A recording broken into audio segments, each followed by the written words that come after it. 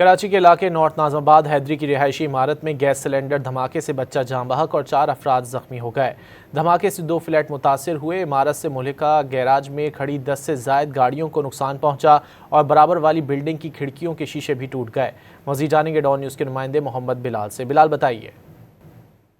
जी बिल्कुल, देखिए मैं इस वक्त नॉर्थ अहमदाबाद बिस्मिल्लाह रेजिडेंसी के बिल्कुल बराबर में जो खाली प्लॉट है वहाँ पर मौजूद हूँ और यहाँ पर मुख्तलिफ गाड़ियाँ मौजूद थे और उनके शीशे भी टूटे हुए हैं।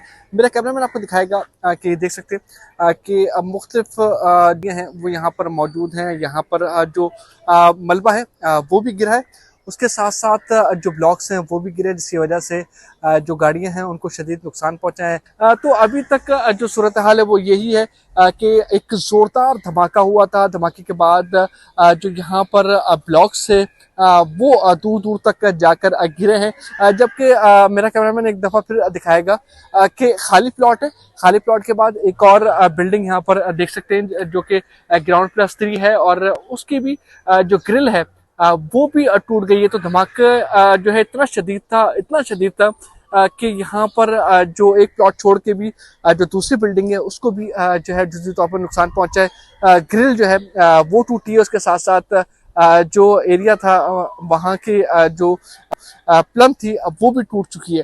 तो जो पुलिस है वो भी यहाँ पर मौजूद है, उसके साथ साथ जो दीगर इदारे हैं वो भी मौजूद है। सुबह सहरी के वक्त एक जोरदार धमाका हुआ था। ये बताया जा रहा है कि सिलेंडर धमाका था और सिलेंडर धमाके के नतीजे में एक बच्चा जो है वो जाँ बहक हुआ है, जबकि घर में मौजूद खवातीन और मर्द समेत 4 अफराद जख्मी हुए, जिन्हें तिब्बी इमदाद के लिए अस्पताल मुंतकिल कर दिया गया, जबकि अस्पताल ज़राए की जानिब से ये बताया गया है कि एक शख्स की जो हालत है वो इंतहाई तशवीशनाक है, उससे तिब्बी इमदाद फराहम की जा रही है। जी बिलाल, बहुत शुक्रिया इन तफसीलात के लिए।